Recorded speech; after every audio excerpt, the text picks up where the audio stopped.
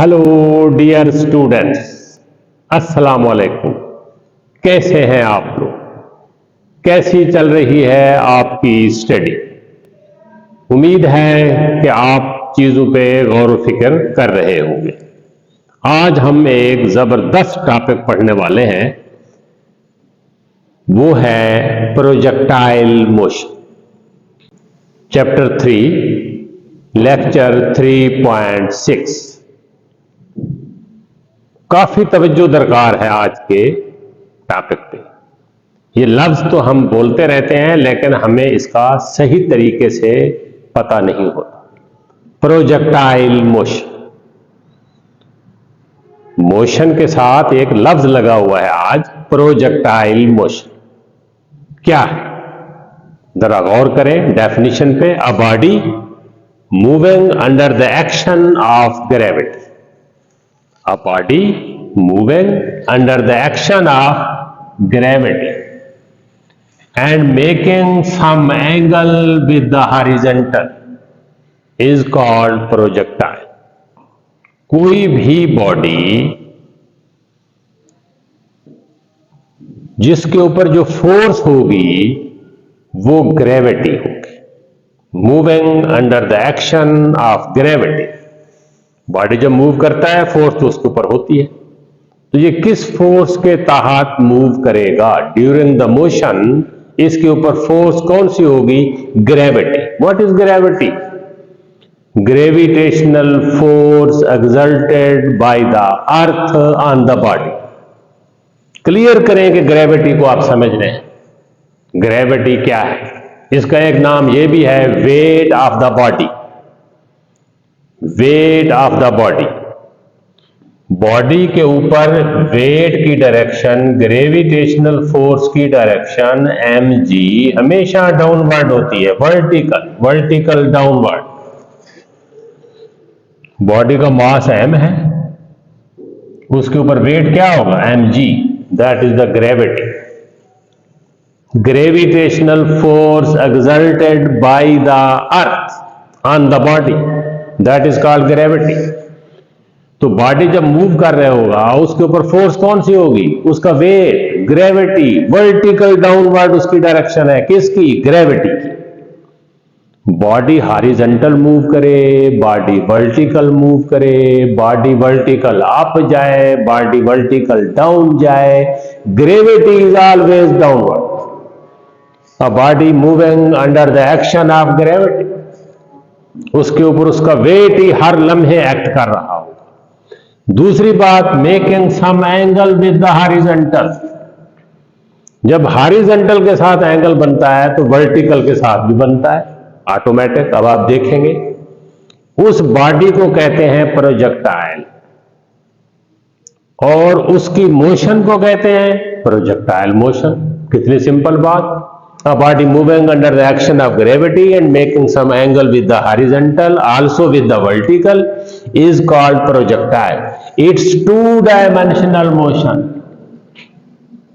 is called projectile motion. Projectile motion is two-dimensional. क्या दो सिमतों में होती है। हॉरिजॉन्टल भी बॉडी जा रहा होता है, वर्टिकल भी जा रहा होता है। Example, a ball kicked bye a player. कितनी कॉमन बात है। बॉल को जब ऐसे किक लगाते हैं, बॉल ऐसे ही जाता है, ये जा रहा है, जा रहा है, फिर डाउन होना शुरू हो जाता है। हर लम्हा इसके ऊपर क्या एक्ट कर रहा होता है? वेट इसका एक्ट कर, हर लम्हा। पहले देखें बॉल को, अब जहन में लाएं, फुटबॉल जब बॉल को किक लगाते हैं तो बॉल कैसे जाता है? आगे भी जा रहा है, ऊपर भी जा रहा है, फिर आगे भी जा रहा है और नीचे भी जा रहा है, टिल स्ट्राइक्स द ग्राउंड। तो x को हम ले रहे हैं हॉरिजॉन्टल और y को हम ले रहे हैं वर्टिकल। वर्टिकल मीन ऊपर या नीचे, हॉरिजॉन्टल मीन दाएं या बाएं। तो x को हम ले रहे हैं हॉरिजॉन्टल, y को ले रहे हैं वर्टिकल। ये तो मैंने बात की कि हम बॉल को हमने ऐसे किक लगाई। अगर ऐसा हो जैसे बाज़ औक़ात बॉल को ऐसे हाथ से थ्रो करते हैं, वो भी क्या होता है, ये देखें यहां से थ्रो किया गया, बाल क्या जा रहा है, आगे और नीचे की तरफ जा रहा है, आगे और नीचे की तरफ जा रहा है।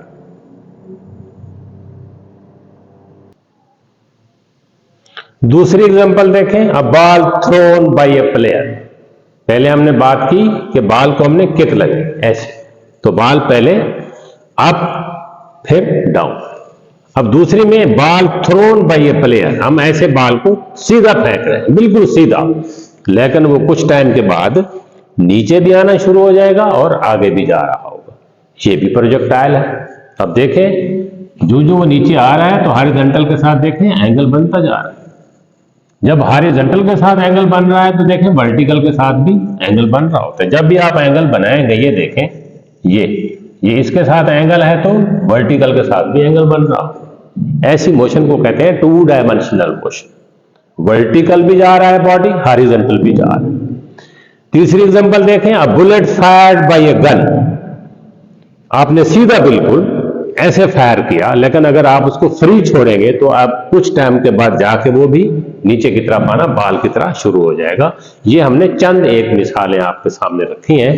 मिसाइल की मोशन भी ऐसे होती है। कोई चीज भी आप फेंकते हैं, नेजा आप फेंकते हैं, थाली आप फेंकते हैं, ये सारी चीजें जो हैं ये वर्टिकल प्लेन में मूव करती हैं। Two dimensional motion, such motion is called projectile motion. Projectile की फिक्स बॉडी नहीं है। कोई भी बॉडी, मैंने बॉल की मिसाल दी है, मैंने नेजे की मिसाल दी है, मैंने बुलेट की मिसाल दी है, मिसाइल की मिसालें दी हैं, ऑल आर प्रोजेक्टाइल। ये सब प्रोजेक्टाइल है। असल बात क्या है, moving under the action of gravity, making some angle with the horizontal. अब इसमें कुछ फैक्ट्स हैं, उस डेफिनेशन से कुछ फैक्ट्स आपके सामने हैं, ये हमेशा आपके जेहन में रहे। सबसे पहली बात, projectile motion is two dimensional motion. ये हॉरिजॉन्टल भी होती है और वर्टिकल भी होती है। Projectile moves in vertical plane. बड़ी जबरदस्त बात, अक्सर हम इसको नजरअंदाज कर जाते हैं, स्टूडेंट भी और टीचर भी। Moves in vertical plane. Vertical plane क्या होती है? वर्टिकल प्लेन कहते हैं टू डायमेंशनल को। हॉरिजॉन्टल प्लेन भी हो सकती है, जैसे सर्कल है, ये हॉरिजॉन्टल प्लेन है। व्हील जो मूव करता है, साइकिल का हो, गाड़ी का हो, ये वर्टिकल प्लेन होती, वर्टिकल प्लेन बनती। कोई रिंग है आपके पास, आप रिंग को ऐसे रख लें तो ये वो हॉरिजॉन्टल है, अब रिंग को ऐसे रख लें तो व्हील बन जाएगा, वो क्या है? वर्टिकल है। तो प्रोजेक्टाइल हमेशा वर्टिकल प्लेन में मूव करता है, हॉरिजॉन्टल प्लेन में नहीं, वर्टिकल प्लेन, क्योंकि इसकी एक साइड हॉरिजॉन्टल होती है और एक साइड वर्टिकल होती है। यूं होता है, ये वर्टिकल प्लेन बनती है। हॉरिजॉन्टल प्लेन ये है, ये इस तरीके से, यूं, जैसे आमतौर पे चक्की का पार्ट यूं कहें ऐसे मूव कर रहा है। Fan, ceiling fan horizontal plane में मूव करता है, पेडेस्ट्रियल फैन वर्टिकल प्लेन में मूव करता है, व्हील वर्टिकल प्लेन में होता है। तो projectile moves in vertical plane, दूसरी बात। तीसरी बात, air friction is suppose to be negligible. Body air में से मूव कर रहा है, तो जब एयर से गुजरेगा तो फ्रिक्शनल फोर्स, जिसे रेजिस्टेंस कहते हैं, अपोजिट फोर्स होती है, हरकत को रोकती है। हम कह रहे हैं कि एयर फ्रिक्शन को हम नजरअंदाज कर रहे हैं, ये बात ज़हन में रखें। Horizontal velocity remains constant. अब देखें जब प्रोजेक्टाइल मूव कर रहा होता है, ये देखें यूं जा रहा है, यहां तक पहुंचा है, तो ये हॉरिजॉन्टल है और ये वर्टिकल है। हॉरिजॉन्टल वेलोसिटी Vx है, वर्टिकल वेलोसिटी Vy है। हॉरिजॉन्टल फोर्स इसके ऊपर है ही नहीं, इसीलिए हॉरिजॉन्टल वेलोसिटी इसकी कांस्टेंट हो। इसके ऊपर फोर्स होती कौन सी है? ग्रेविटी, वेट, वो डाउनवर्ड होता है, downward. Horizontal velocity remains constant, horizontal acceleration zero. जब वेलोसिटी कांस्टेंट है तो एक्सेलरेशन जीरो, क्योंकि एक्सेलरेशन कहते ही वेलोसिटी में तब्दीली को है। Vertical velocity changes, vertical velocity change होगी। क्यों? ग्रेविटी जो है, ग्रेविटी की वजह से वर्टिकल वेलोसिटी चेंज होगी। Vertical acceleration, gravitational acceleration. Force जब ग्रेविटेशनल है और एक्सेलरेशन भी gravitational acceleration, that is called ji. Force on projectile is gravitational force, weight of, ये तो डेफिनेशन में ये बात आ गई। इन फैक्ट्स को आप बार बार ज़हन में रखेंगे कि टू डायमेंशनल मोशन है। टू डायमेंशनल मोशन हमेशा प्लेन में होती। कौन सी प्लेन बनेगी? Vertical plane. Horizontal air resistance negligible, horizontal velocity constant, horizontal acceleration zero. ये बार बार अपने आप से बोले, ये लफ्ज बोले, फिर देखें आप समझ रहे हैं, तब आपके जहन में ये बात बैठेगी। ये याद करने वाली बातें नहीं है, समझ कर याद करने वाली बातें, सिर्फ याद वाली बात नहीं। Vertical velocity equal acceleration is equal to G. Horizontal acceleration नहीं होगा, वर्टिकल एक्सेलरेशन होगा। Horizontal acceleration zero, vertical acceleration G. और फोर्स इसके ऊपर कौन सी है? ग्रेविटी है। अब हम इसको थोड़ा सा एक्सप्लेन करते हैं, शॉर्ट एक्सप्लेनेशन। एक एग्जांपल हमने दी है, consider the motion of A ball when it is throne horizontally. ये बॉल को हमने सीधा फेंका, ये बिल्कुल ऐसे ऐसे सीधा, लेकिन वो कुछ टाइम के बाद क्या करेगी? डाउन। ग्रेविटी जो इसके ऊपर एक्ट कर रही है वो डाउन आना, ये देखें बॉल डाउन आ रही है, ये आ रही है, ये आगे टकरा रही है। Motion of a ball when it is throne horizontally, फेंका उसको सीधा गया, फ्रॉम ए सर्टेन हाइट, एक खास बुलंदी से। जैसे हम यूं फेंक दें तो ये जो बुलंदी है हमारे कद के बराबर तो हो जाए, ये हम किसी जगह के ऊपर भी खड़े होकर, छत के ऊपर भी खड़े होकर फेंक सकते हैं। When it is thrown horizontally from a certain height, after a time t, horizontal distance, ये यहां आके बाल टकराया, ये फासला हॉरिजॉन्टल उसने तय किया, और ये फासला देखें नीचे की तरफ, vertical downward. Horizontally forward, vertically नीचे की तरफ आया। वर्टिकल फासला उसने y और हॉरिजॉन्टल फासला उसने x। फासला मालूम करने से इक्वेशन क्या है? ये इक्वेशन है s is equal to we t. S की जगह x आ जाएगा, v की जगह वी एक्स, टाइम की जगह t। क्योंकि हॉरिजॉन्टल एक्सेलरेशन नहीं है, इसीलिए हमने डायरेक्ट इक्वेशन लिख दी, s is equal to we T, x is equal to we x T. Vertical distance में हमने देखें s is equal to we I T plus half A T square, V I Y और A Y. V I Y zero होता है। शुरू में तो body को हॉरिजॉन्टली फेंका गया, ऐसे सीधा, शुरू में उसकी वर्टिकल वेलोसिटी नहीं है, हॉरिजॉन्टल है, वी आई। हॉरिजॉन्टल एक्सेलरेशन शुरू में नहीं है, कुछ टाइम के बाद तो है। तो y is equal to we i by t half a y की जगह जी आ जाएगा, वी आई वाई की जगह जीरो, तो vertical distance half g t square. Horizontal distance x is equal to we x t. ये देखें, ये हॉरिजॉन्टल डिस्टेंस है जो कुछ टाइम के बाद तय हुआ, ये वर्टिकल डिस्टेंस है कुछ टाइम के बाद तय। इस टाइम के बाद ये कितना बॉडी नीचे की तरफ जाएगा, this equation will tell you.